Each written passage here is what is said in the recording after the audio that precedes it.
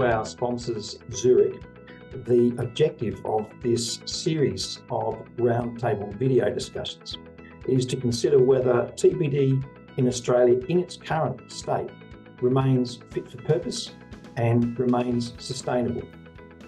In order to do that, we've assembled a terrific panel of passionate industry stakeholders, including your peers, including advisors, as well as a licensee, a life company, a reinsurer, associations and other industry stakeholders as well, where the panel puts on the table all of the issues that relate to the delivery of a service of value to Australian consumers. They talk about the issues, they also talk about what can be done about it as far as they're concerned, and we hope that their contributions have value for you.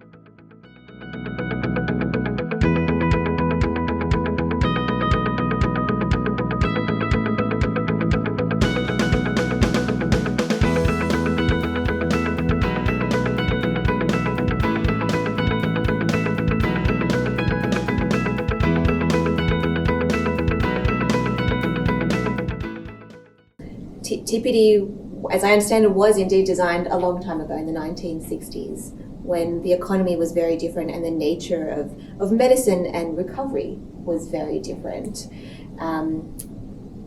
There were more sort of heavy blue collar industries in the Australian economy compared to now. People typically had sort of one job for a long period of time, and the TPD product was designed to protect predominantly against very serious injuries leading to total and permanent disability, meaning that you can't work again. The product hasn't changed that much in all these years, and now sitting here 2023, I look at our retail advised book. It's predominantly white collar professionals that hold these policies, and the nature of the risks that they face in their occupations is very different, not just because the occupation is different, but because of advancements in work health and safety. And that's a good thing. We don't want people to be getting injured, right? But there are other risks that white collar professionals face, particularly in relation to mental health, fatigue, other types of injuries and illnesses which are different in nature. And the other big thing that's shifted is the nature of medicine and recovery rates. Now people recover from things like cancer. There are treatments, and people can continue on and live fulfilling lives. So there's been a fundamental shift in our world, in our jobs, in our medical landscape, and the TPD product hasn't fundamentally changed. Okay, and so how does that impact insurers as a product manufacturer, as a life insurance company? What impact has that had on Zurich or on life companies in general? Yeah, at Zurich we have started to look at TPD and the impact that this is having, and we're seeing it across the industry. I'm an actuary by background, so I need numbers. And when I look at the APRA stats, retail lump sum business last year lost $399 million. In the first half of this year, lost $77 million. Insurance is risky, there'll be ups and downs, but for the whole industry to have made losses for that period of time suggests that there's a fundamental issue. And at Zurich, we've been exploring this and been proactive in trying to find out, why, what's the underlying driver, and how might we be on the front foot and find solutions before we have regulatory intervention, before the losses kind of continue and become hugely unsustainable. Okay. So we'll explore that as we go ahead. But does that sound, Carly? Does that sound right to you from a reinsurer's perspective? Does that all sound about right? It definitely does. I think probably one of the biggest things that we're seeing when we look at the claims experience is a real drive towards white collar professionals on claims. So, as mentioned, I think back in the 60s when the product was designed, we had blue collar, we had a lot of physical or musculoskeletal type injuries and catastrophic workplace accidents, and where safety measures weren't as good probably. So having a TPD product and that guarantee of enough money to be able to modify your house, modify your car, change your lifestyle, all that sort of thing that you would need to do if you had a catastrophic injury, we're not in those same times. Workplace injuries are much less prevalent, and what we do see now is definitely more white collar professionals who are lodging claims and people probably with mental health conditions. So roughly around about 20% of the new TPD claims that we see across our book are primary diagnosis mental health, and they would typically work in a white-collar occupation. And I think the word occupation or job is different to how it was in the 60s as well. And now the research is showing that people may hold up to 10 different jobs or careers in their working life, whereas probably back in the 60s and 70s it was one or two. I think people stayed at employers for longer and they worked on their career in that one field rather than the deviation now.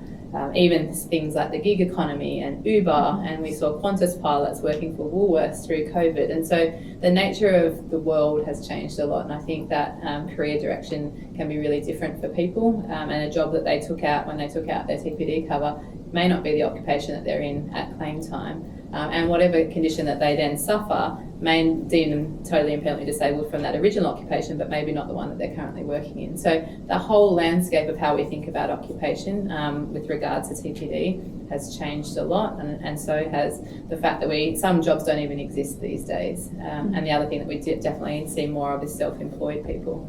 And a lot of self-employed businesses that have gone or suffered extreme financial distress through COVID and continuing to do so in the current economic climate.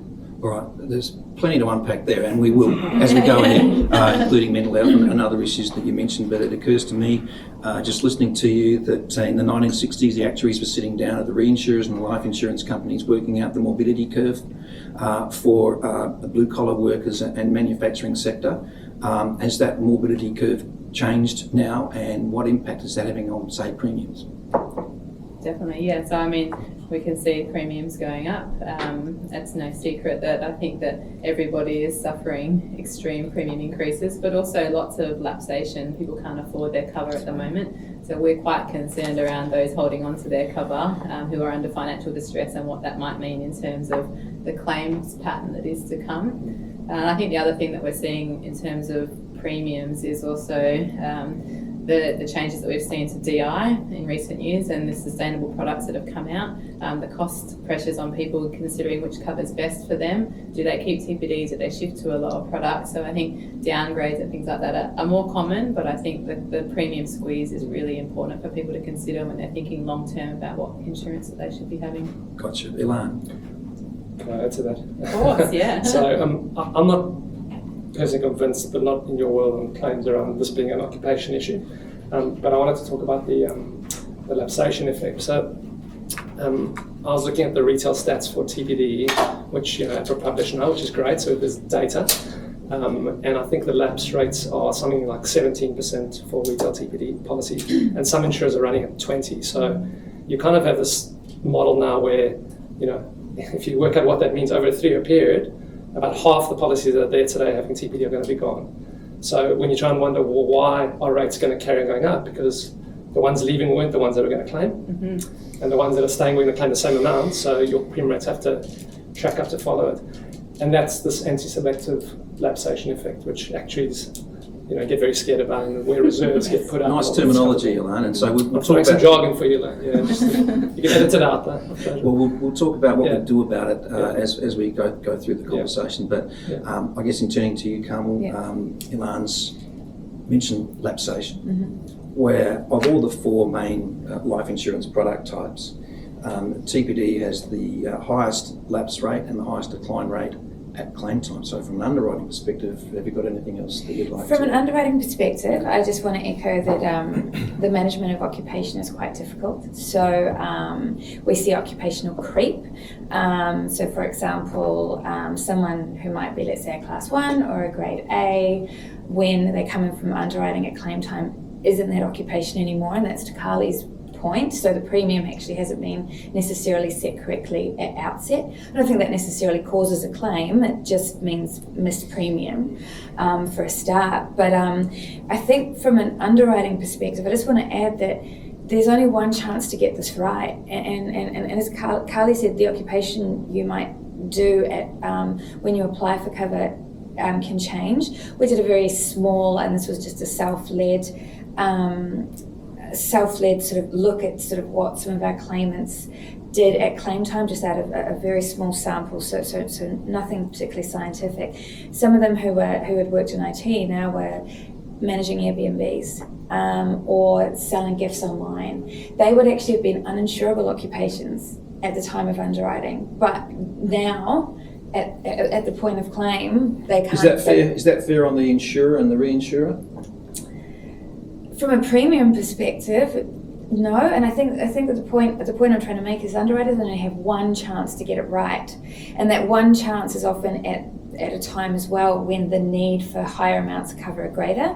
So let's say you've got a really high mortgage, you've got children that you want to get through school up to age 18. So by the time you claim, that need, that exact sum insured isn't actually the sum insured that they might have required at underwriting time. So no second chances. It might have been going up all along with CPI. There's Yeah, a whole bunch of other at things CPI, yes, I think it's actually one of the talking points around that came out of the Aluka membership as well.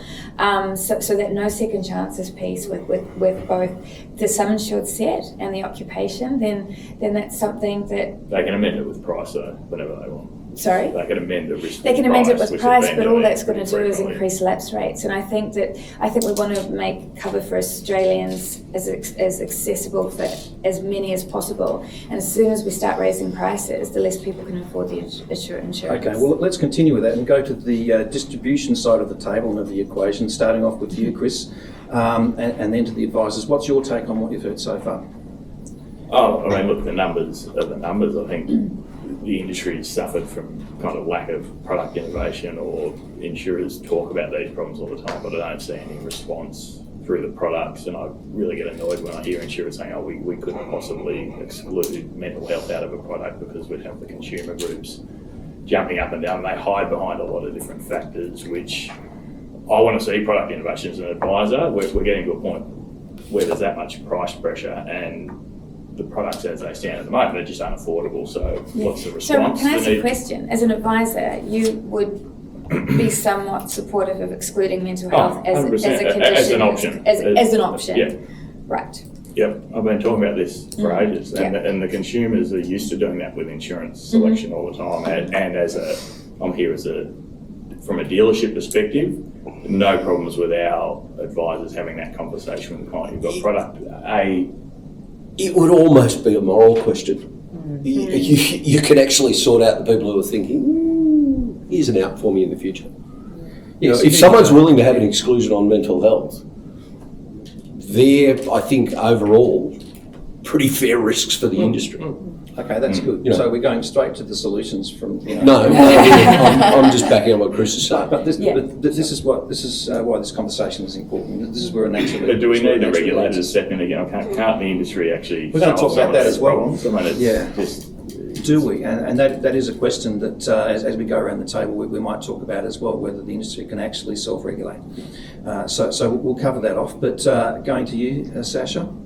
I have a lot of high net wealth clients, a lot of white collar workers, and since COVID, or even prior to that, a lot of these clients are getting mental health exclusions slapped on their TPD and their income protection anyway, because if you look at when you underwrite them, they've had some type of help over the last few years. So the clients that are cancelling are when the rules were a little bit less potentially, and they're the ones that are obviously driving the levels of unsustainability. A lot of clients, for me, have that mental health exclusion anyway. Right. Is that exacerbated by the pandemic? I think there's more people that seek help now because it's actually better for people to seek help and reach out, and they're not, right? So we're now in a environment where it's okay to say, okay, well, yeah, I'm having a blue day, or I'm doing that, where it wasn't as widely acceptable even 10 or 15 years ago. But in insurance world, everything is a mental health exclusion, no matter if it's I've just had some counselling, or I've had this, or I'm going through a tough time or stress. That provides a mental health exclusion, which is very different to, I mean, there's very, very many layers of mental health. So someone that is being or seeking help for a tough time in their world, I don't believe they're going to be the people that are claiming on a mental health TPD condition.